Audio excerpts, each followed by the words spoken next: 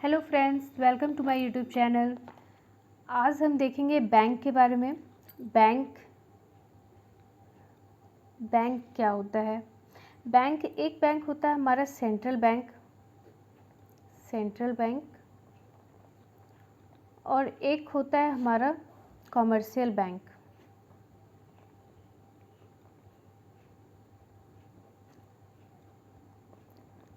जो central bank है उसका उसका क्या काम होता है। सेंट्रल बैंक का काम होता है आपका क्रेडिट को कंट्रोल करने का। क्रेडिट कंट्रोल इसका और इसका क्या पर्पज़ है। कॉमर्शियल बैंक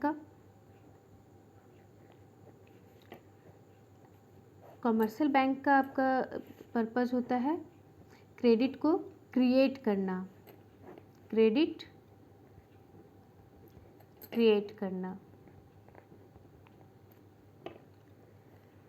जो सेंट्रल बैंक होता है ये आपका आरबीआई एक्ट के अनुसार काम करती है। RBI act 1934। और जो कॉमर्शियल बैंक है ये आपका बैंकिंग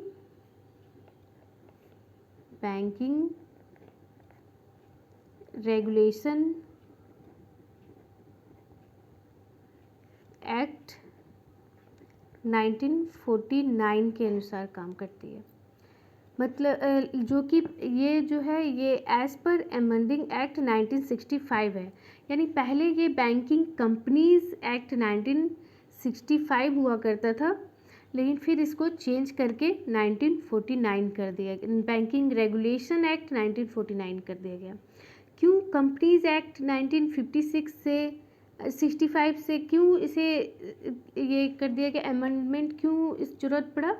क्योंकि ये जो पहले जो था बैंकिंग कंपनीज एक्ट 1965 जो था वो कंपनीज फॉर्मेट में था, और जो हमारा कमर्शियल बैंक जो होता है वो उसमें आपका कंपनीज फॉर्मेट में भी होता है। बहुत कुछ होते हैं आपके सोसाइटी फॉर्मेट में भी हो सकते हैं, जैसे कोऑपरेटिव सोसाइटी हो गया, वो सोसाइटी फॉर्मेट में भी होते हैं। तो जो सोसाइटी फॉर्मेट में है वो इस एक्ट को मानने से मना करते थे। क्यों? क्योंकि वो सोसाइटी फॉर्मेट में थी और ये कंपनीज फॉर्मेट में इसमें दिया हुआ है। तो इसलिए इसको चेंज करके बैंकिंग रेगुलेशन एक्ट 1949 कर दिया गया। और ये इसका कमर्शियल बैंक का मेन काम क्या होता है, क्रेडिट को क्रिएट करना। और सेंट्रल बैंक का क्या काम होता है, क्रेडिट को कंट्रोल करना। मतलब अगर ये क्रेडिट कंट्रोल कैसे करते हैं हम, अगर मार्केट में मनी सप्लाई अगर बहुत ज़्यादा बढ़ जाता है तो क्या होगा, इन्फ्लेशन आ जाता है, और अगर घट जाएगा तो डिफ्लेशन आ जाएगा। तो दोनों ही सिचुएशन बैंकों के लिए बुरा, मतलब ये कंट्री के लिए बुरा होता है। तो इस चीज़ से बचने के लिए क्रेडिट्स को कंट्रोल किया जाता है। और हम क्रेडिट कंट्रोल करते कैसे हैं इसे हम आगे देखेंगे। फ़िलहाल शॉर्ट में डिस्कशन कर लेते हैं। अगर इन्फ्लेशन सिचुएशन आएगा तो हमारा क्या होगा, मनी सप्लाई बढ़ जाता है उसमें, और डिमांड बढ़ता जाता है जिससे कि प्राइस बढ़ता जाएगा। और जब डिमांड बढ़ेगा तो प्राइस बढ़ेगा। प्राइस अगर बढ़ेगा तो जाहिर सी बात है हमारा ये प्राइस अगर बढ़ जाता है तो इन्फ्लेशन का सिचुएशन आ जाएगा। और जो हमारे जो गरीब व्यक्ति हैं, जो उन लोग बेसिक नेसेसिटीज़ के लिए भी उन्हें वंचित रहना पड़ जाएगा। तो ये हमारा सिचुएशन बहुत ख़राब सिचुएशन है। लेकिन जो डिफ्लेशन सिचुएशन है उसमें क्या होता है, डिफ्लेशन में डिमांड घट जाता है, डिमांड घटेगा तो प्राइस भी घटेगा, प्राइस घटेगा तो क्या होगा, तो हमारे जो प्रोड्यूसर है उनको प्रॉपर प्राइस नहीं मिल पाएगा, प्रॉपर कैश नहीं मिलेगा, तो वो क्या करेंगे, वो फिर प्रोड्यूस करना बंद कर देंगे, जिससे क्या होगा, हमारा ग्रोथ रुक जाएगा। और जो ग्रोथ का रुकना भी सही नहीं है। कंट्री का ग्रोथ जो है वो कम हो जाएगा तो वो भी सही नहीं है। तो इन दोनों सिचुएशन से बचने के लिए हम क्या करते हैं, क्रेडिट को कंट्रोल करते हैं। और ये कौन करता है, आरबीआई के हेल्प से मॉनेटरी पॉलिसी कमेटी करती है, मतलब मॉनेटरी पॉलिसी कमेटी के हेल्प से आरबीआई करती है। सॉरी, अब हम देखेंगे कि कौन कौन सी बॉडीज़ है जो बैंकिंग से रिलेटेड, कौन कौन सी बॉडीज़ है जो ये सब हेल्प करती है ये सब काम में। तो बॉडीज़ रिलेटेड टू बैंक, कौन कौन से ये हैं bodies related to banking, related to bank.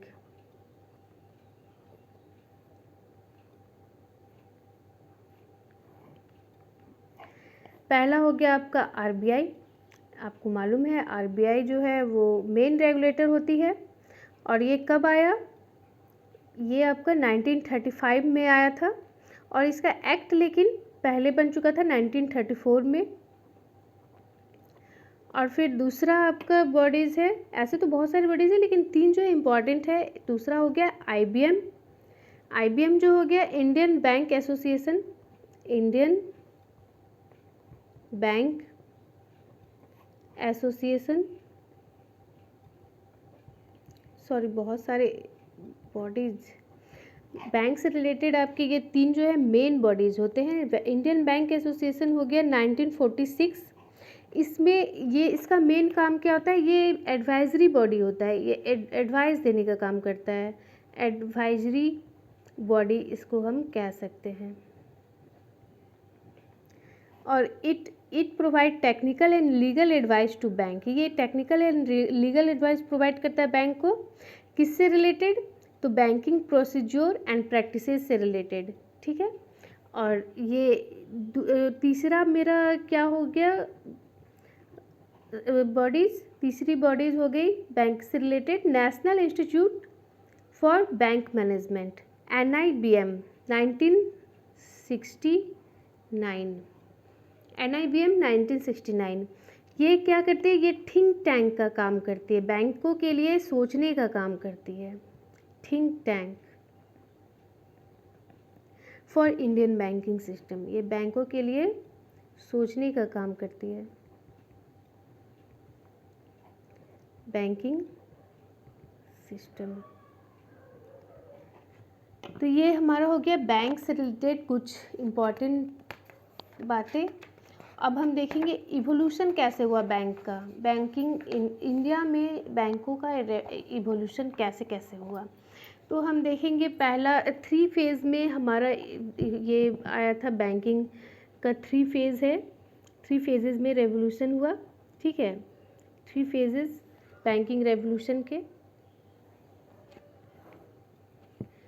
पहला जो था हमारा 1770 से लेकर 1969 तक का रहा।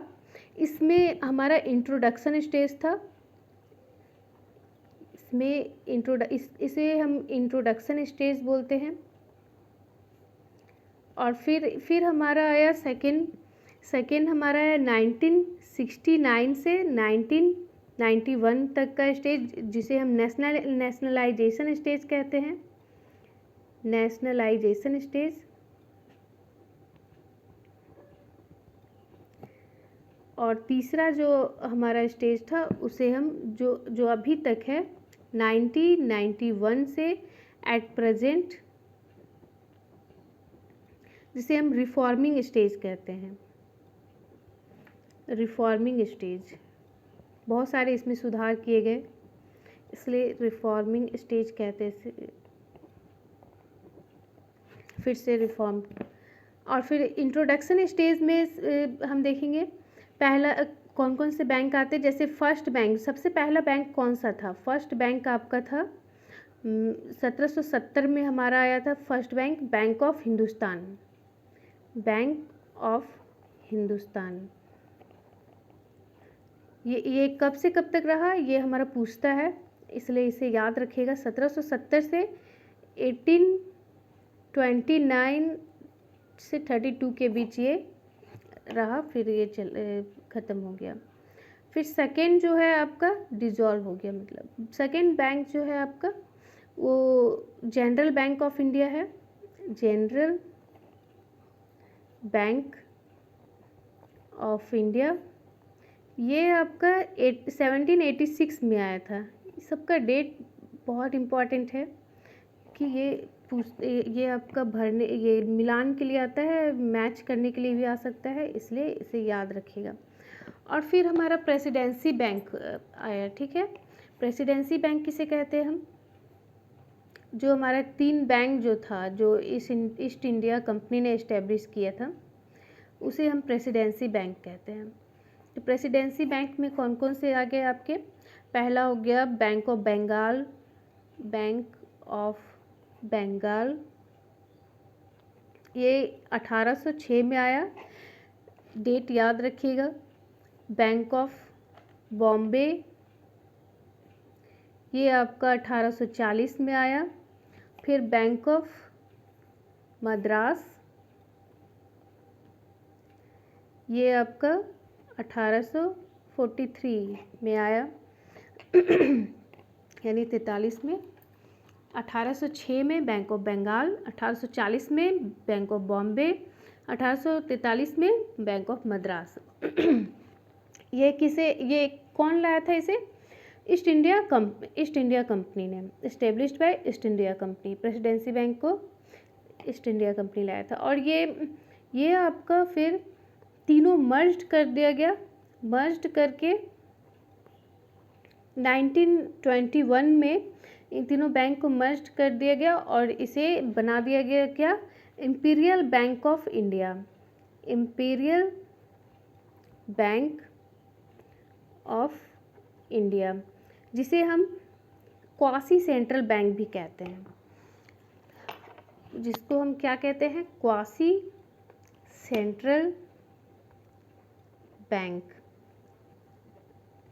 जो कि बाद में 1955 में इसे चेंज करके इसका नाम रख दिया गया SBI। फिर से देखते हैं इंट्रोडक्शन स्टेज में क्या क्या है। पहले आपका सबसे पहले बैंक खुला 1770 में, बैंक ऑफ हिंदुस्तान, जो कि 1829 से 1832 तक रहा। फिर जनरल बैंक ऑफ इंडिया आया 1786 में, 86 में, ठीक है, 70 के बाद 86 में, और ये 1829 से 32 तक ही रहा। तो और उसके बाद फिर हमारा प्रेसिडेंसी बैंक आया, जो 1806 में आया, बैंक ऑफ बंगाल, 1840 में आया बैंक ऑफ बॉम्बे, 1843 में आया बैंक ऑफ मद्रास। तो ये जो तीनों बैंक था, ये ईस्ट इंडिया कंपनी के द्वारा इस्टेब्लिश किया गया था, जो कि बाद में मर्ज्ड करके 1921 में इंपीरियल बैंक ऑफ इंडिया बना दिया गया, जो कि क्वासी सेंट्रल बैंक का काम करती थी। मतलब ये बैंक था, लेकिन ये इंडिया के लिए सेंट्रल बैंक का काम करती थी। और लेकिन ये सेंट्रल बैंक थी नहीं, लेकिन सेंट्रल बैंक का काम करती थी, इसलिए इसे क्वासी सेंट्रल बैंक कहते हैं, ठीक है। और बाद में इसे 1955 में SBI में इसको चेंज कर दिया गया, स्टेट बैंक ऑफ इंडिया में। तो अब हम देखेंगे कि नेशनलाइजेशन स्टेज क्या है। ये सब जो बैंक थे, ये सब प्राइवेट बैंक थे पहले, बाद में इसको नेशनलाइज किया गया, मतलब सारे पब्लिक सेक्टर के बैंक बनाए गए। और ये सबसे पहले नेशनलाइजेशन RBI जो नेशनलाइज हुआ, ये 1949 में हुआ, RBI 1949 में हुआ। और फिर सेकेंड नेशनलाइजेशन आपका 14 कॉमर्शियल बैंक का हुआ था। 14 कॉमर्शियल बैंक का जो नेशनलाइजेशन हुआ वो कब हुआ? 1969 में। और फिर थर्ड जो हुआ आपका 6 कॉमर्शियल बैंक का नेशनलाइजेशन हुआ, ये 1980 में हुआ। और फिर इन 1993 में क्या हुआ था कि न्यू बैंक ऑफ इंडिया को PNB में मर्ज कर दिया गया। और उस न्यू बैंक इन 1993 में न्यू बैंक ऑफ इंडिया एक था, जो कि PNB में मर्ज कर दिया गया, ठीक है। तो new bank of India merge in PNB PNB। तो उसके बाद टोटल नेशनलाइज्ड बैंक कितने हो गए? 19 बैंक हो गए। यानी 14 6 कितना होता है? 20। लेकिन ये 19 रह गया, एक मर्ज हो गया इसलिए। तो ये इसका डेट बहुत इम्पॉर्टेंट है। RBI कब नेशनलाइज्ड हुआ? 1949 में। और 14 कॉमर्शियल बैंक का नेशनलाइजेशन कब हुआ? 1969 में। और फिर 6 कॉमर्शियल बैंक का नेशनलाइज हुआ 1980 में। तो ये याद रखिएगा, बिल्कुल याद रखना बिल्कुल टफ नहीं है, क्योंकि ये 50 से एक कम, ये 70 और फिर ये 80, बस ये 70 से एक कम और ये, ठीक है, याद रखिएगा, इस तरह करके याद रखिएगा तो आप ज़्यादा याद उतना आपको जोड़ नहीं पड़ेगा और याद भी रहेगा। तो याद रखिएगा ये, क्योंकि ये पूछता है आपका एग्ज़ाम में मैच करने के लिए। तो ये हो गया आपका। और फिर उसके बाद 91 के बाद जो था आपका रिफॉर्मिंग स्टेज था। तो ये भी याद रखिएगा कि 17 से 70 से 69 तक आपका इंट्रोडक्शन स्टेज था। फिर 69 से यानी 70 से 91 तक आपका क्या हो गया? ये आपका नेशनलाइजेशन स्टेज हो गया। 69 कॉमर्शियल बैंक का नेशनलाइजेशन कब हुआ था? 69 में। इसलिए 69 से नेशनलाइजेशन स्टेज स्टार्ट हुआ आपका। RBI जो है सेंट्रल बैंक है, इसलिए इसे हम नहीं लिए। ये यहाँ से 69 आपका 1969 से आपका नेशनलाइजेशन स्टेज हुआ, ठीक है। और फिर उसके बाद 91 से जो है वो रिफॉर्मिंग स्टेज आया, मतलब इसमें सुधार आए, बहुत सुधार कुछ आए, तो उसे रिफॉर्मिंग स्टेज कहते हैं। तो अब हम देखेंगे, ये हो गया हमारा evolution of banking in India, कैसे कैसे इवोल्यूशन हुआ हमारा। अब हम देखेंगे कि अभी बैंकों का क्या सिचुएशन है, अब क्या है 91 के बाद से क्या सिचुएशन आया, क्या अब कितने बैंक हैं, वो हम देखेंगे। तो SBI के पहले हम देखेंगे SBI के बारे में। SBI जो है वो 1955 में बना है ना। उससे पहले क्या था? इंपीरियल बैंक ऑफ इंडिया था ये। और इसमें 7 एसोसिएट्स ऑफ SBI 1960 में फिर आया, ठीक है। 7 एसोसिएट्स ऑफ SBI जो है वो 1960 में आया। और फिर SBI ऑफ स्वराष्ट्र,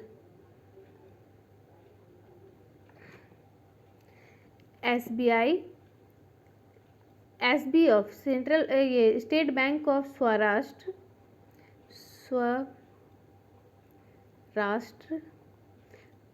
ये जो है आपका जो 2008 में आया, 8 में मतलब 2008 में।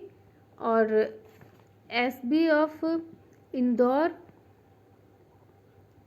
ये दोनों, ये 2010 में दोनों को मर्ज कर दिया गया।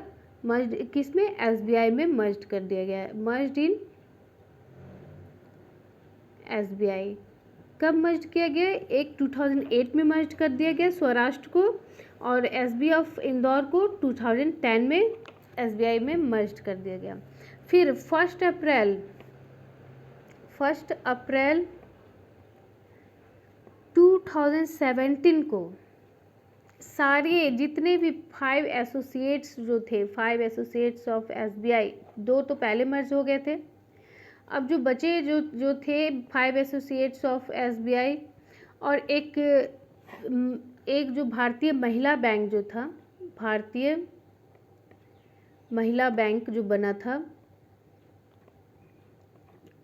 ये दोनों भारतीय महिला बैंक में आपके पूरे सारे जो स्टाफ जो थे वो सारी महिलाएं थी। ये सबको मर्ज करके SBI में मर्ज कर दिया गया 2017 में, ठीक है। SBI में क्या कर दिया गया? मर्ज कर दिया गया, मर्ज इन SBI।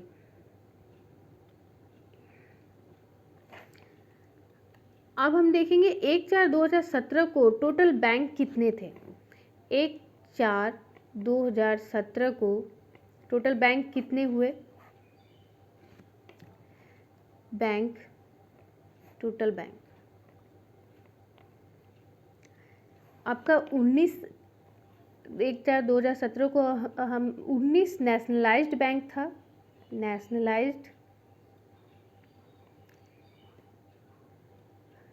बैंक एंड एक SBI यानी 20 हो गया, और एक IDBI बैंक, यानी टोटल 21 बैंक आपके हुआ करते थे 2017 से पहले, 1/4/2017 से पहले।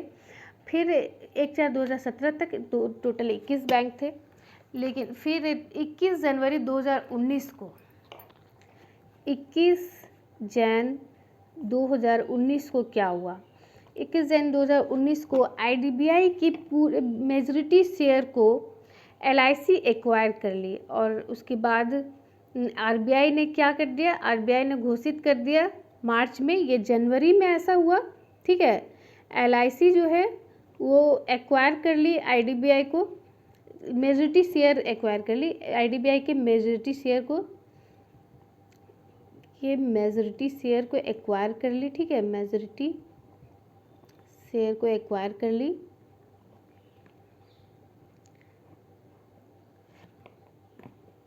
तो उसके बाद 14 मार्च 2019 को गवर्नमेंट ने IDBI को प्राइवेटाइज बैंक घोषित कर दी, ठीक है। 19 को क्या हो गया? IDBI प्राइवेटाइज्ड हो गया, ठीक है, प्राइवेटाइज।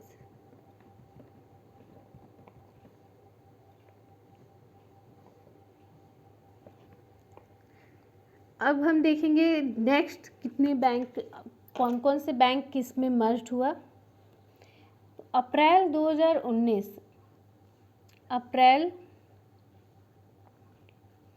2019 को विजया बैंक और देना बैंक, विजया प्लस देना दोनों को मर्ज कर दिया गया, दोनों को बैंक ऑफ बड़ौदा में मर्ज कर दिया गया, ठीक है। बैंक ऑफ बड़ौदा में दोनों को मर्ज कर दिया गया, यानी अब तीनों बैंक मिलाकर बैंक ऑफ बड़ौदा कहलाएगा। फिर 1 अप्रैल 2020 को 1 अप्रैल 2020 को क्या हुआ? टोटल जितने ये बैंक थे, जितने टोटल बैंक आपके 12 थे, 11 total nationalised and 1 SBI bank जो था, टोटल यानी 11 जो नेशनलाइज्ड बैंक थे, उसमें जो मतलब टोटल आपके बैंक जो थे उसको 6 बैंकों को मर्ज कर दिया गया, जो अच्छे बैंक थे उसमें। तो टोटल बैंक आपके कितने? 12 बच गए, यानी 11 नेशनलाइज्ड और एक टोटल 12 बैंक फिर 1 अप्रैल 2020 को हो गए, एक SBI प्लस 11 नेशनलाइज्ड बैंक। इसमें क्या हुआ? केनरा बैंक में आपका सिंडिकेट बैंक को मर्ज कर दिया गया, और इंडियन बैंक में आपको इलाहाबाद बैंक को मर्ज कर दिया गया, और PNB बैंक में OBC बैंक और यूनाइटेड बैंक ऑफ इंडिया और PNB बैंक, मतलब PNB बैंक में ये दोनों को मर्ज कर दिया गया, OBC और यूनाइटेड बैंक ऑफ इंडिया को। और यूनियन बैंक ऑफ इंडिया में आंध्रा बैंक और कॉरपोरेशन यूनियन बैंक को मर्ज कर दिया गया, ठीक है। कॉरपोरेशन बैंक को आंध्रा और कॉरपोरेशन को यूनियन बैंक में मर्ज कर दिया गया, यानी 4 अच्छे जो बैंक थे, Canara bank, Indian bank, PNB और यूनियन बैंक ऑफ इंडिया, ये चारों जो बैंक थे, इनमें 6 जो अच्छा परफॉर्मेंस नहीं कर रहे थे, उन सबको मर्ज कर दिया गया। फिर से देख लेंगे, केनरा में सिंडिकेट को मर्ज कर दिया गया, इंडियन बैंक में इलाहाबाद बैंक को मर्ज कर दिया गया, केनरा बैंक में आपका सिंडिकेट को मर्ज कर दिया गया, और इंडियन बैंक में इलाहाबाद बैंक को मर्ज कर दिया गया, और PNB में आपका OBC plus United bank of India UBI दोनों को मर्ज कर दिया गया, OU लिख सकते हैं। और यूनियन बैंक ऑफ इंडिया में ये यूनाइटेड है, ये यूनियन है। यूनियन में आपका आंध्रा एंड कॉरपोरेशन को Andhra and plus corporation bank को मर्ज कर दिया गया। तो ये आप शॉर्ट में लिख सकते हैं याद रखने के लिए।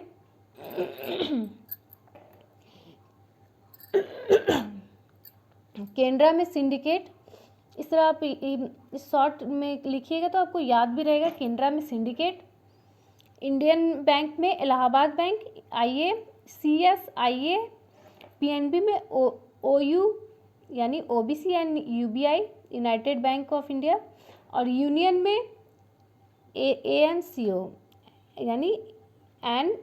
यानी आंध्रा कॉरपोरेशन। ठीक है, अब हम देखेंगे, ये हो गया हमारा टोटल बैंक। कितना बच गया मेरा? 12 बैंक। अब मेरा बैंकिंग कंप्लीट हुआ। अब हम देखेंगे क्या? अब हम देखेंगे कि बैंक में कहाँ कहाँ से पैसे आते हैं और कहाँ पैसे जाते हैं। लेकिन उससे पहले हम देखेंगे कि NDTL क्या होता है। NDTL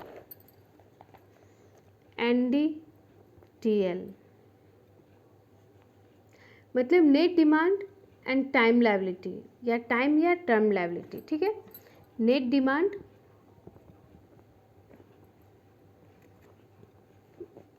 टाइम या टर्म लायबिलिटी, टाइम या टर्म लायबिलिटी। ये होता क्या है NDTL? तो NDTL जो है उसमें आपका डिमांड लायबिलिटी होता है, कुछ डिमांड लायबिलिटी, और कुछ जो होता है जिसको हम शॉर्ट में DL लिख सकते हैं, और कुछ जो होते हैं शॉर्ट ये टाइम लायबिलिटी होता है, टाइम लायबिलिटी, इसको शॉर्ट में TL लिख सकते हैं। तो ये डिमांड लायबिलिटी में क्या आते हैं आपके? कासा यानी क्या? Current account and saving account. ठीक है, और टाइम लायबिलिटी में क्या आते हैं आपके? FDRD क्या होता है? Fixed deposit and recurring deposit. तो ये याद रहेगा।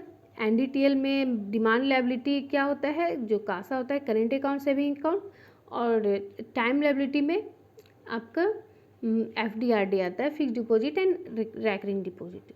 तो NDTL जो होता है, NDTL का ही कुछ पोर्शन, यानी NDTL क्या हो गया? जो मेरा कैश मोबिलाइजेशन ऑफ सेविंग, मतलब जो सेविंग मेरा इकट्ठा हुआ उसको टोटल सेविंग जो होता है, टोटल सेविंग को हम NDTL कहते हैं। और जो टोटल सेविंग में कुछ पार्ट क्या होता है आपका? करेंट अकाउंट का होता है, कुछ होता है सेविंग अकाउंट का, कुछ होता है आपका फिक्स्ड डिपॉजिट, कुछ होता है रेकरिंग डिपॉजिट। तो टोटल जो सेविंग होता है, टोटल सेविंग का आपका कुछ पार्ट बैंक क्या करती है? यानी NDTL का कुछ पोर्शन जो है वो बैंक अपने पास लिक्विड फॉर्म में SLR के रूप में रखती है। ठीक है, SLR, ये लिक्विड फॉर्म में बैंक अपने पास SLR के फॉर्म में रखती है। और कुछ NDTL का पोर्शन जो है बैंक RBI को दे देती है CRR के रूप में। ये RBI को दे देती है CRR के रूप में जमा करने के लिए, रिजर्व के तौर पर, रिजर्व रखने के लिए, और बैंक अपने पास रखती है लिक्विड फॉर्म में अपने पास बैंक रखती है SLR। तो ये जो लिक्विड फॉर्म है इसमें क्या क्या इंक्लूड होता है? आपका इंक्लूड होता है कैश, कुछ कैश फॉर्म में रखती है, कुछ गोल्ड के रूप में रखती है, और कुछ अप्रूव्ड मार्केटेबल सिक्योरिटी के रूप में, अप्रूव्ड मार्केटेबल सिक्योरिटी। और जो ये SLR जो है वो एट प्रेजेंट अभी 18% है, और CRR जो है अभी 4% है। ये आपका चेंज होते रहता है। ये जैसे जैसे अगर इन्फ्लेशन का सिचुएशन है तो एसएलआर को बढ़ा दिया जाता है, सीआरआर को बढ़ा दिया जाता है ताकि क्रेडिट कंट्रोल किया जा सके। अगर डिफ्लेशन का सिचुएशन है तो इसे घटा दिया जाता है। ठीक है, तो ये आपका चेंज होता रहता है रेशियो। तो अगर अभी चेंज हुआ हो तो आप प्लीज़ एक बार देख लीजिएगा। और अब हम देखेंगे आरबीआई के बारे में। आरबीआई क्या होता है? आरबीआई क्या फंडिंग कैसे, मतलब कमर्शियल बैंक को फंड जो आरबीआई प्रोवाइड करती है वो किस रूप में करती है, कैसे कैसे करती है। ठीक है, तो आरबीआई जो है वो फंड प्रोवाइड करती है कमर्शियल बैंक को। वो किस रूप में करती है फंडिंग, कैसे कैसे करती है वो हम देखेंगे। पहला अगर आप देखेंगे शॉर्ट टर्म में फंडिंग करती है, तो जो शॉर्ट टर्म में जो फंडिंग करती है उसे हम क्या कहते हैं? Repo rate. रेपो रेट पे, रेपो रेट कितना है अभी? अभी फ़िलहाल 4% है। और जो आप लोग एक बार चेक कर लीजिएगा रेपो रिवर्स रेपो कितना है। ठीक है, और फिर अभी लॉन्ग टर्म के लिए अगर आरबीआई फंडिंग प्रोवाइड करती है कमर्शियल बैंक को तो वो किस रेट पे करेगी? लॉन्ग टर्म के लिए अगर करती है तो बैंक रेट पे करेगी, बैंक रेट पे। तो बैंक रेट चेक कर लीजिएगा आप लोग अभी क्या है, ये याद कर लीजिएगा, ये रेट भी पूछ सकता है एग्ज़ाम में। और अगर इमरजेंसी सिचुएशन में अगर कमर्शियल बैंक को आरबीआई फंडिंग प्रोवाइड करती है तो किस रेट पे करेगी? एमएसएफ पे। इमरजेंसी सिचुएशन में किस रेट पे करती है? एमएसएफ यानी मार्जिनल स्टैंडिंग फैसिलिटी रेट पे। ठीक है, ये याद रखिएगा। और एक रिवर्स रेपो होता है जो कि ये कॉमर्शियल बैंक जो है वो आरबीआई को फंड प्रोवाइड करती है। ठीक है, जब आरबीआई को ज़रूरत होती है तो वो होता है। चलिए ठीक है, अब हम देखेंगे ये जो सारे रेट है ये सब कौन डिसाइड करता है? ये सारे रेट जो है मॉनेटरी पॉलिसी कमिटी डिसाइड करती है। ठीक है, अब हम देखेंगे आगे कि बैंकों के पास पैसे कहाँ कहाँ से आते हैं और कैसे कैसे उसे इन्वेस्ट किया जाता है, कैसे कहाँ कहाँ यूटिलाइज़ किया जाता है। ठीक है, तो अब हम देखेंगे कॉमर्शियल बैंक के पास जो पैसे आते हैं वो कहाँ कहाँ से आते हैं।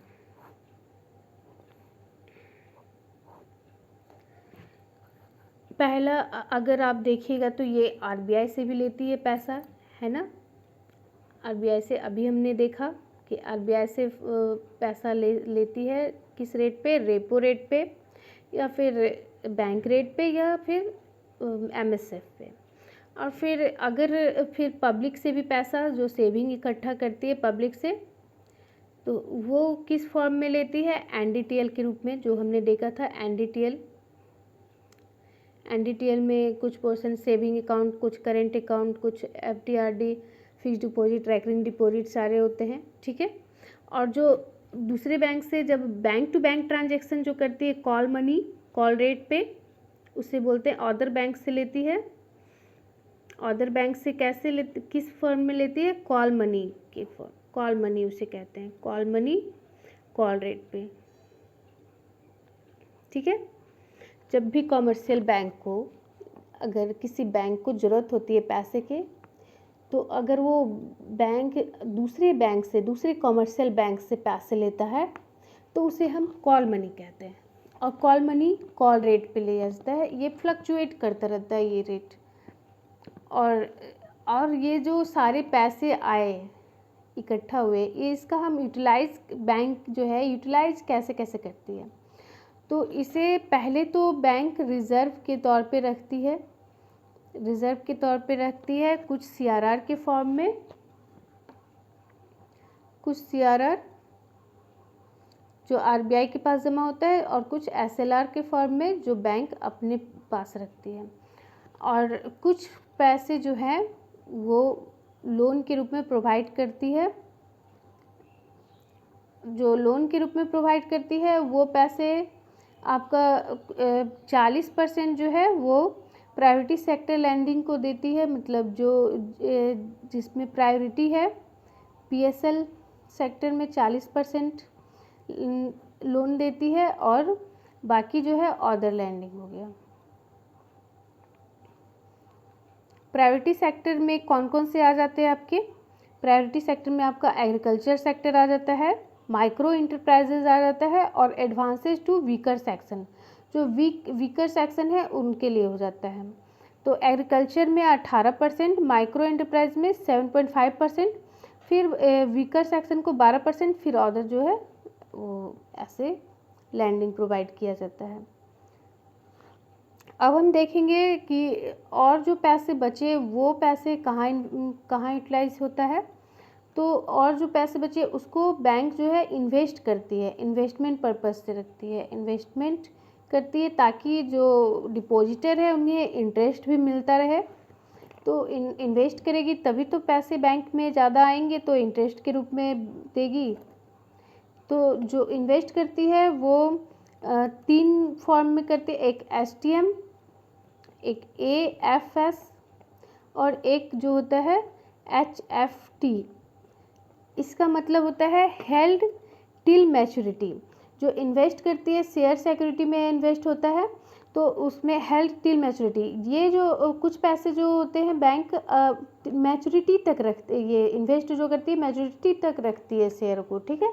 और कुछ जो इन्वेस्ट करती है शेयर में वो अवेलेबल फॉर सेल, वो इन्वेस्ट तो करती है, लेती है, लेकिन फिर वो सेलिंग पर्पज़ से लेती है, वो फिर से वो सेल कर देती है, शेयर लेके फिर शेयर खरीद के फिर सेल कर देती है। और कुछ जो होती है वो हेल्ड फॉर ट्रेडिंग, ये भी आपका ट्रेडिंग पर्पज़ से रखती है, लेकिन ये शॉर्ट टर्म प्रॉफिट के लिए यूज करती है, ठीक है।